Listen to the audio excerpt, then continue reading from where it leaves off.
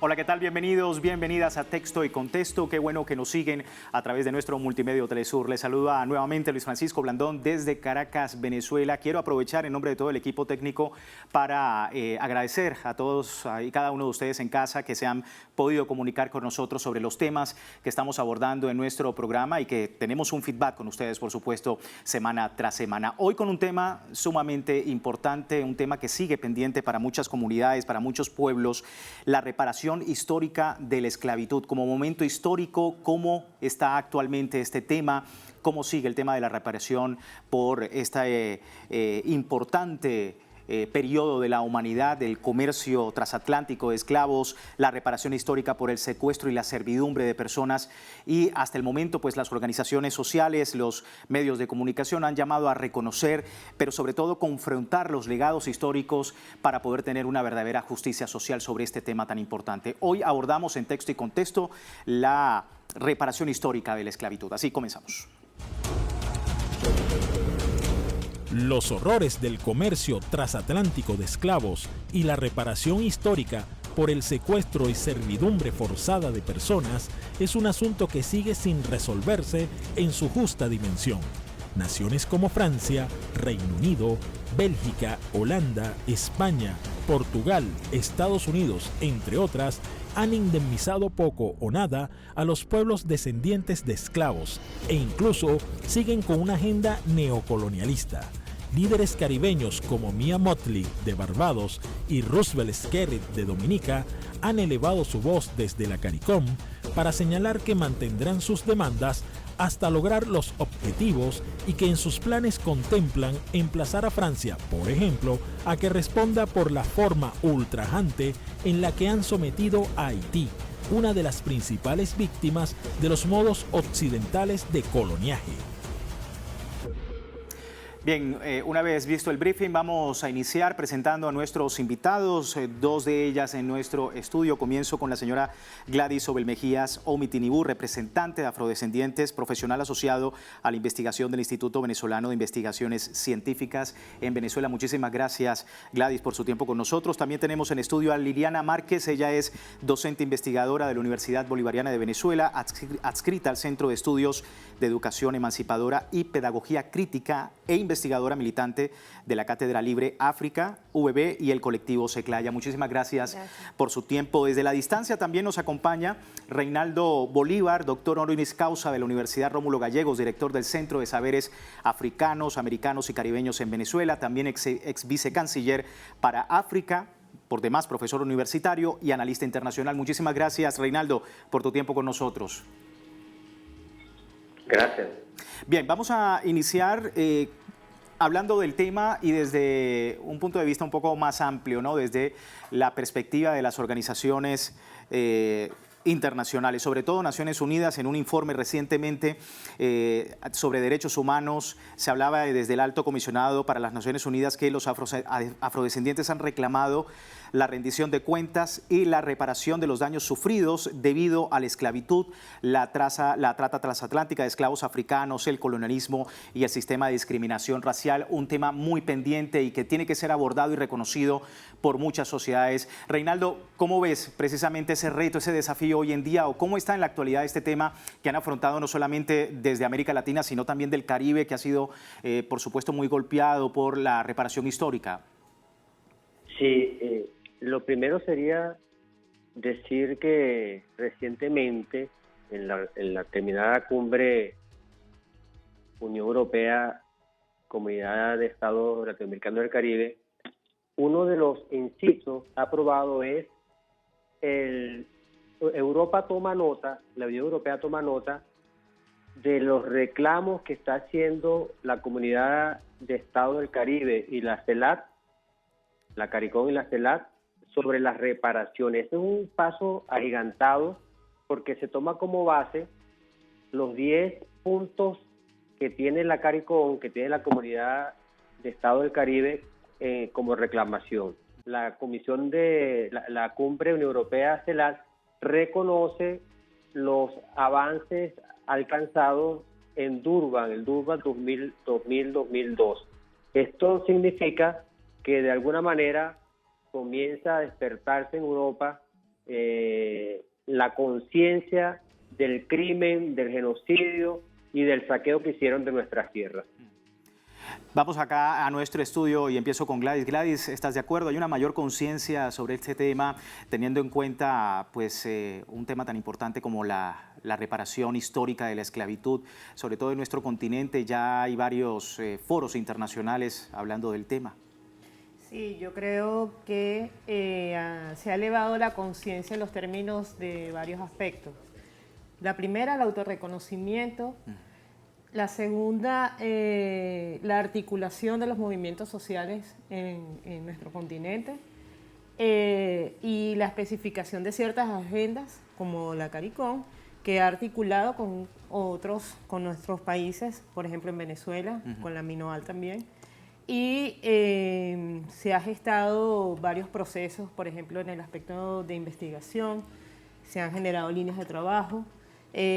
También esto ha impactado en el marco de las leyes, del contexto legal de los países y efectivamente ya las reparaciones viene siendo una agenda previa desde hace mucho tiempo con respecto a los procesos que han ocurrido en Haití, con las demandas de Marcus Garvey en el siglo XX y bueno, efectivamente hay un reconocimiento que se inserta también en el foro permanente para la esperada declaratoria de... Es decir, hay un mayor avance Sí. desde el tema legislativo en Exacto. los países, hay un tema de organización social, Sí. internacional sobre todo, en este tema. Y quería preguntarte, Liliana, ¿por qué aún así se alza la voz de que hay una agenda neocolonialista que sigue tratando de evitar de alguna manera la reparación histórica de la esclavitud? ¿Cómo ves en la actualidad del tema? Sí, porque yo creo que lo medular ahí es comprender que la lucha histórica es sobre la justicia, sobre las concepciones de justicia que se dan. La trata transatlántica es un hecho netamente económico y a partir de convertir a gente en mercancía comienzas a deshumanizar. Entonces el debate de la racialización en el contexto de la lógica del proyecto civilizador moderno, que es el que nos conquista y nos coloniza, genera que unos son más personas que otros. Eso no ha cambiado porque ese es un tipo de racionalidad que se produce y a partir de cómo estamos pensando, estamos actuando. Cuando yo veo los avances, que los celebro, por lo menos la palabra reparación está puesta en el debate del poder constituido mundial. Pero desde el poder constituyente mundial, el sur global y sus pueblos, no hemos superado cosas muy elementales como la relación asimétrica de poder basada en la racialización de la sociedad. Entonces, a partir de ese contexto, está muy bueno. Yo celebro profundamente el debate de la Unión Europea y el CARICOM, porque además del punto 10, del numeral 10, que se plantea el debate sobre las víctimas, yo no creo en este caso muy particular en el debate de las víctimas, porque es una guerra civilizatoria, es un modelo civilizatorio que se impuso por el resto de la humanidad que conquistó. Y hay otro elemento que tiene que ver con Haití, el tema Haití. Haití fue la primera república negra moderna en autoliberarse y eso tiene un costo si la racionalidad es racista.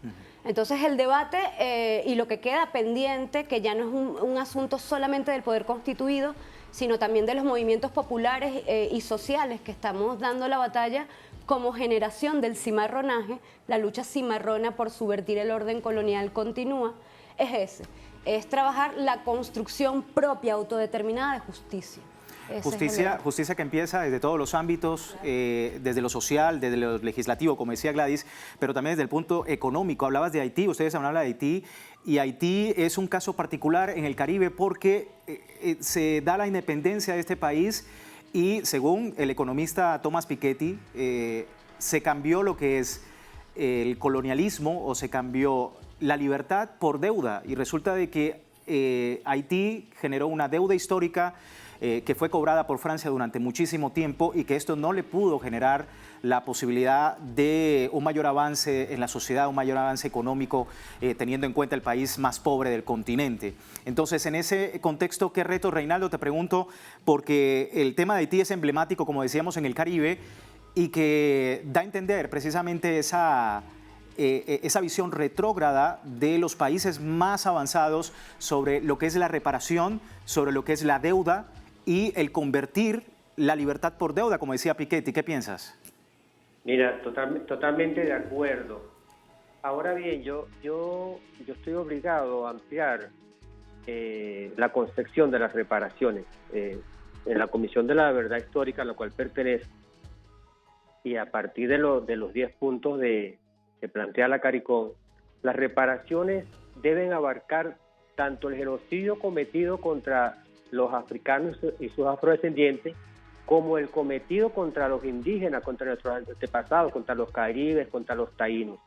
Si en esa concepción íntegra, las reparaciones no serían completas. Se destruyeron dos pueblos, un pueblo indígena y un pueblo afrodescendiente. Esta es la concepción de la CARICOM, esta es justamente la que ha venido exponiendo el primer ministro de San Vicente las Granadinas, y esa es la que debemos todos de manera unidos defender, porque la lucha contra el esclavismo, contra el imperialismo, es una lucha conjunta que dieron los pueblos indígenas y los pueblos africanos, la cual la mayoría constituyó Haití, y que, como bien hemos dicho aquí, a Haití se le cobra el haberse rebelado en 1785 y haber alcanzado la independencia en 1904. Hay una deuda material, una deuda moral, una deuda espiritual y una deuda para el desarrollo que debe reparar Europa y los Estados Unidos y los países del norte. Quiero dejar en el aire este tema de Haití para el regreso de la pausa. Como decíamos, hay otros lugares del mundo que también necesitan una reparación histórica, y a la vuelta vamos a estar hablando justamente del Caribe. Hay dos personalidades que han hablado de este tema de la reparación histórica en ese lugar del mundo. Pero vamos a una pausa, ya regresamos.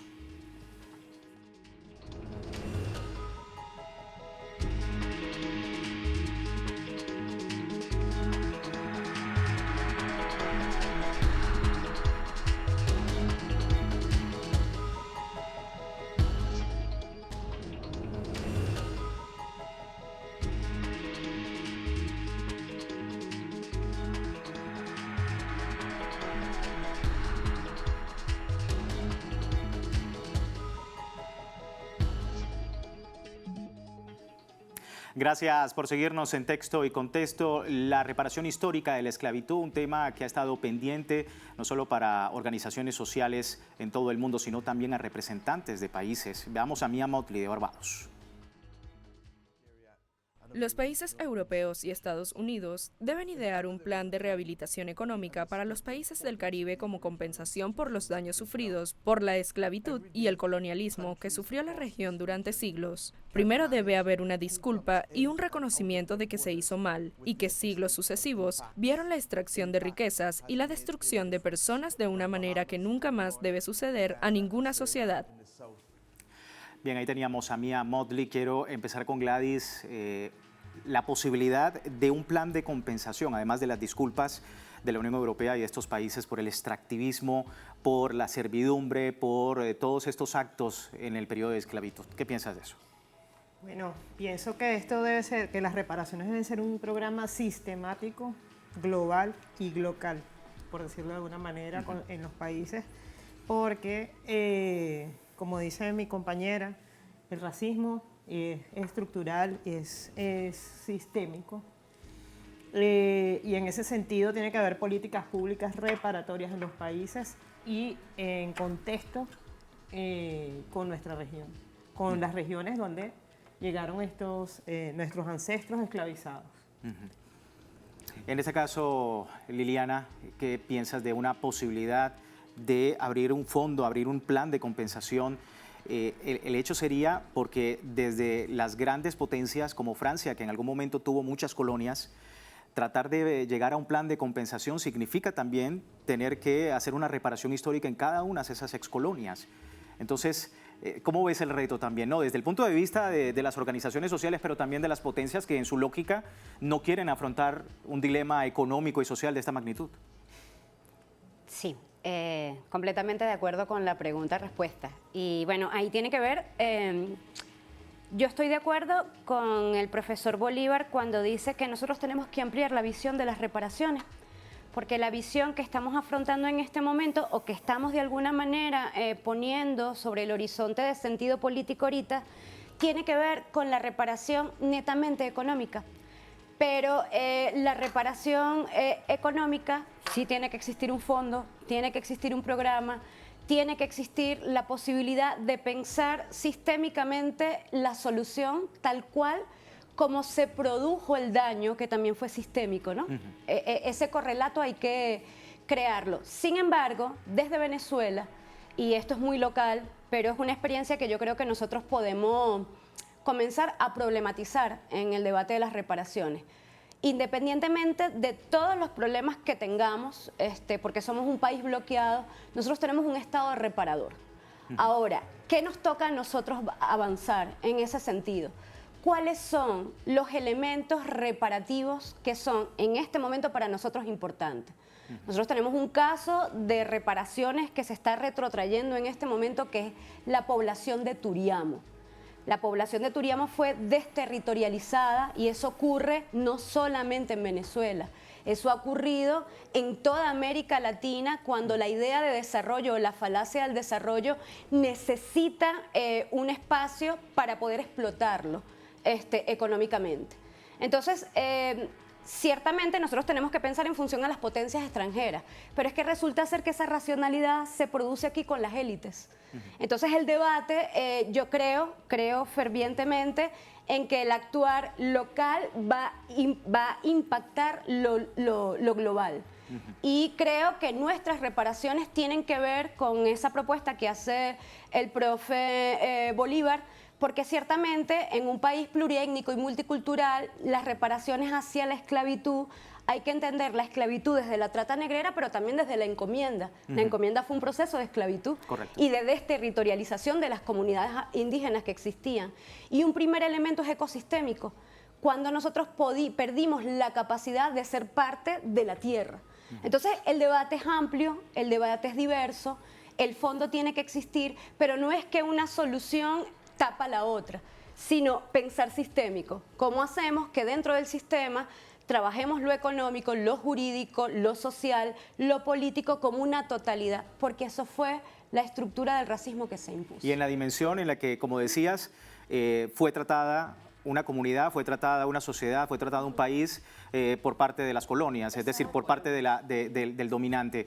Porque, como decíamos, en el caso de Haití, domina Francia, se crea el país, se da la independencia, pero en vez de que este país sea reparado por la potencia que ha sido derrotada, pues es al contrario, una gran deuda, como decíamos en Haití, que era la parte que queríamos abordar y que tiene sus particularidades. Reinaldo, en cada uno de los países, como decía Liliana, abordar el tema de la reparación desde un punto de vista individual, desde un punto de vista particular. ¿Cómo ves también ese desafío para el resto del continente, el resto del mundo?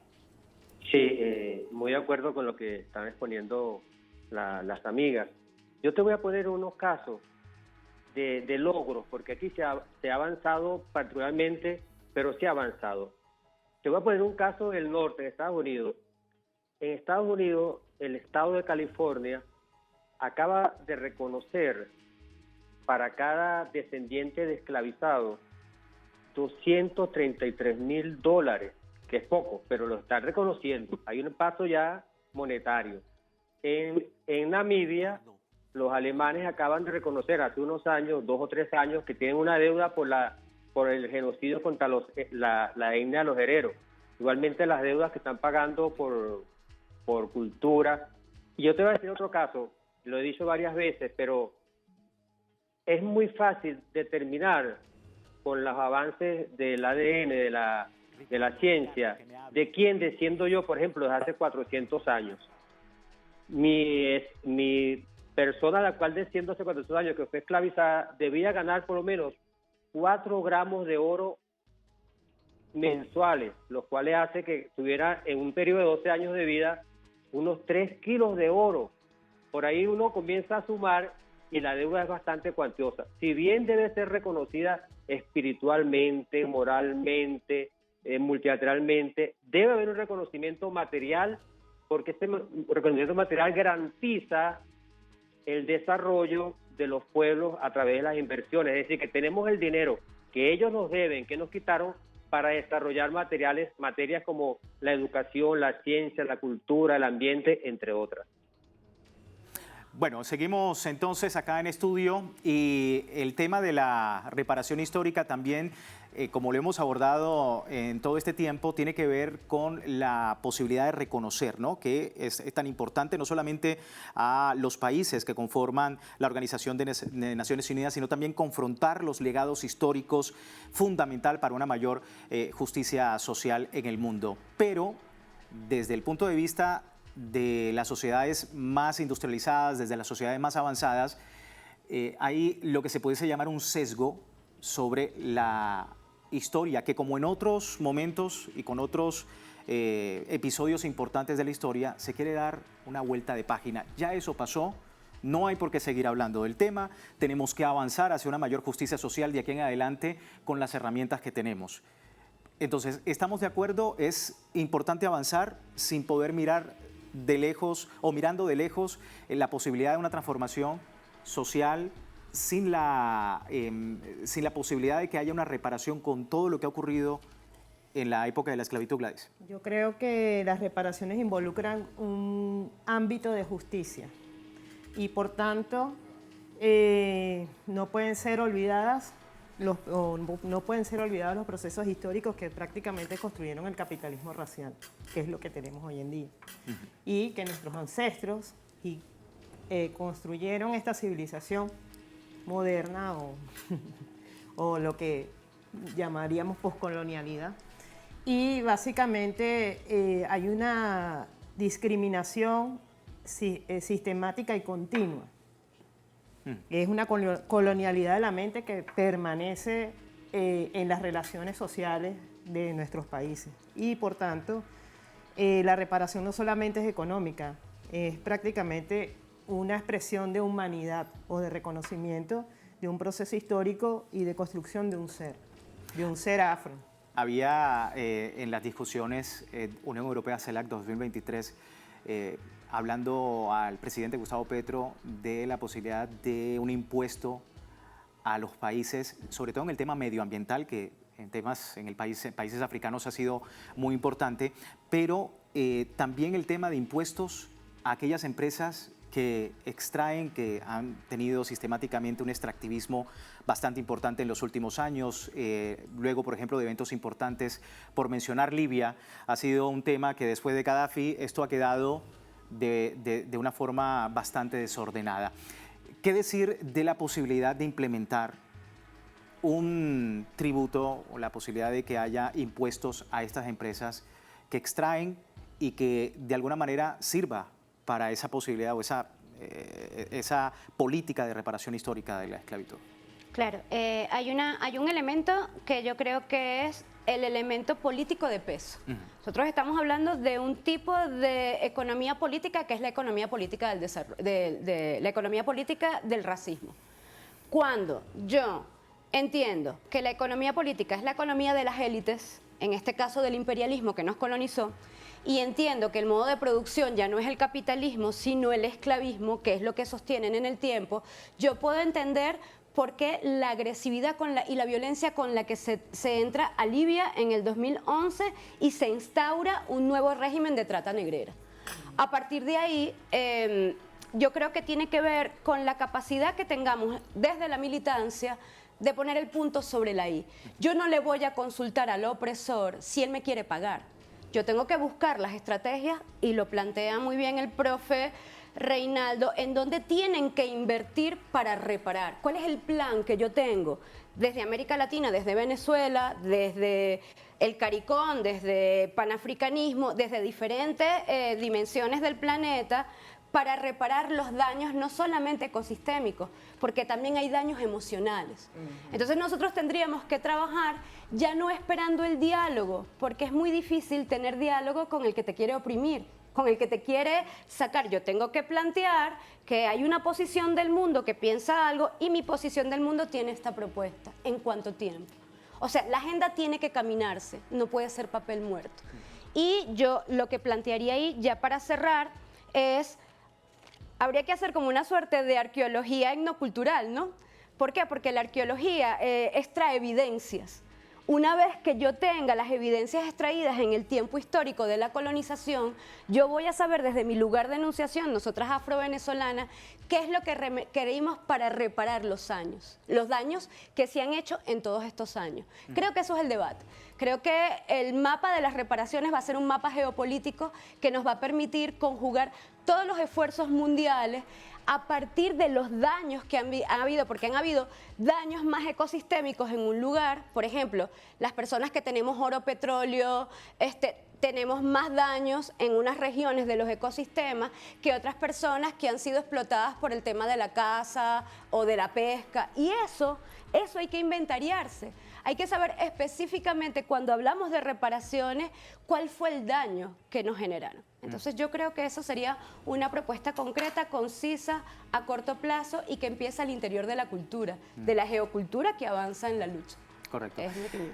Reinaldo, tu reflexión sobre el tema, por un tema de reparación histórica mediante la agenda o la posibilidad de una agenda con tributos, con impuestos por parte de empresas y por parte de los países más ricos.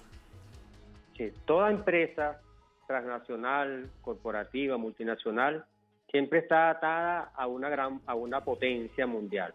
Las más de 8.000 transnacionales del mundo dependen de Europa, de Estados Unidos, de Japón, algunas de la propia China, pero hablando de las europeas y de Estados Unidos, debe haber una justicia que ya está en el tapete y que debe ser reconocida y reglamentada por los multilaterales, por los países, por las constituciones. La justicia transicional, la justicia donde se debe reconocer el daño, luego se debe reparar el daño y luego debe haber el compromiso de no volver a hacer el daño. Ese es el síntoma.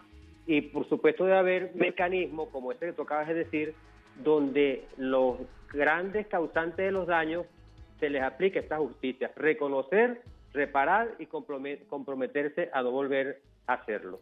Por último, Reinaldo, tu visión sobre el sesgo que hemos hablado, ¿no? Veíamos personalidades hablando, por ejemplo, el presidente Barack Obama ha comentado también, otras personalidades en Europa dicen que ya hay que pasar la página y avanzar hacia adelante en un tema de reparación histórica. ¿Qué piensas sobre esto?